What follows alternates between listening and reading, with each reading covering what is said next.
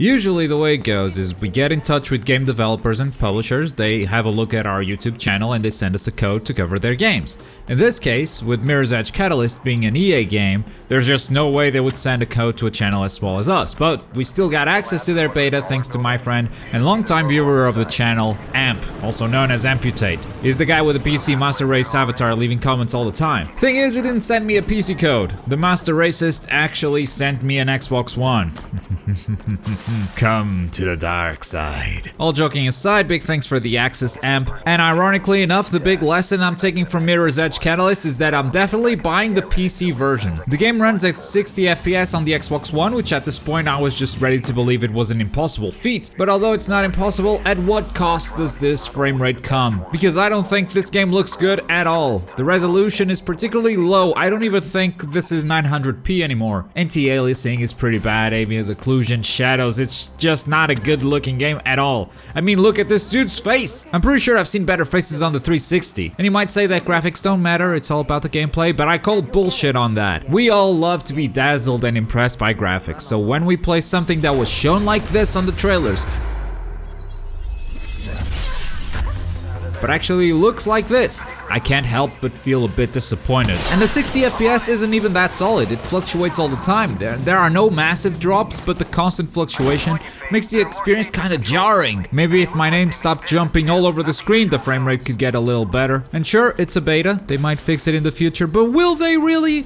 Cause to fix this, I don't think a month will be enough. We're pretty close to the release date. They'd have to do some serious work to make this look good. Another thing that disappointed me was how far they took Mirror's Edge Catalyst towards an open world formula. I was excited to see Mirror's Edge in an open world, and it works on many levels, but they didn't need to chase the Ubisoft/Warner Brothers frame of populating the map with copy and pasted side missions and activities and a ton of meaningless collectibles. As fun as those activities might be, we're gonna get sick of them because there are just so many, and again, this isn't a problem with Mirror's Edge itself. It's a bigger thing that most open world games seem to be chasing, and it must stop. Catalyst gave EA DICE the opportunity to bring something new to Mirror's Edge, and I guess it also disappointed me on that a little bit. I loved the first Mirror's Edge, great game, came out 8 years ago. Free running is fine, but 8 years later, you could have added something to the formula. I look back on Dying Light, which came out last year. Its movement was heavily inspired by Mirror's Edge, and it was almost like a perfect copy. But it put that movement in a zombie apocalypse. With crafting and melee weapons, it added something. Going into Mirror's Edge Catalyst feels a lot like the first game, and a lot of people are gonna love that, but I was expecting more, something else, something new, add something to the formula. I guess the open world was an addition and quite a nice one. First thing you gotta do is turn off the runner vision, or at least set it back to classic, otherwise you just have a constant trail acting as your GPS, and it ruins a lot of the game's potential. Half the fun of free running is analyzing the environment around you and planning your own route. The GPS just does that for you, and the game becomes kinda brainless. And sure, you can ignore the GPS, but at that point, why is it even on? So turn it off, use your brain, it will be a lot better. That's perhaps the best part about this open world. It brings a lot of possibilities for you to get from point A to point B. It gets rid of the linearity that existed on the first Mirror's Edge, adding that second layer called observation and planning.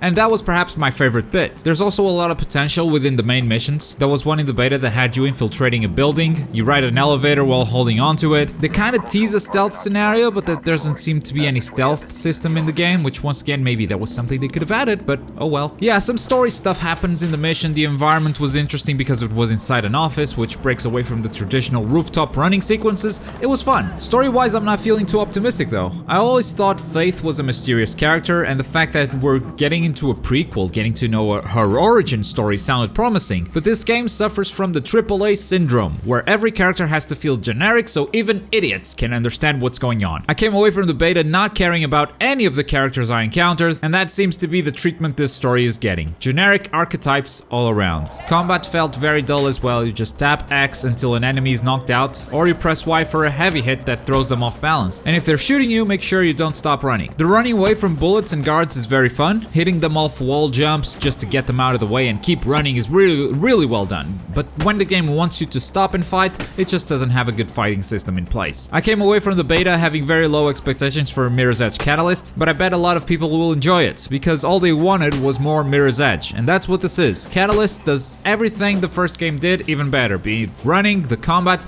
maybe even the story, but perhaps that's why it disappointed me, because it didn't go beyond that. And 8 years after the original, I believe that's not an unreasonable thing to expect. I hope you understand why I'm disappointed. I don't think it's a bad game by any means, but the decisions they made in terms of the open world structure and how faithful to the original they wanted to be that just didn't line up with what I wanted out of a new Mirror's Edge game. Oh, and phew, man, that console version looks bad. Anyway, those are my thoughts on the beta. If you've played it yourself or just watched a bunch of other gameplay, let me know your thoughts in the comments below. While you're down there, click that like button if you enjoyed the video and subscribe for more gaming goodness. I've been Globku. Thank you for watching.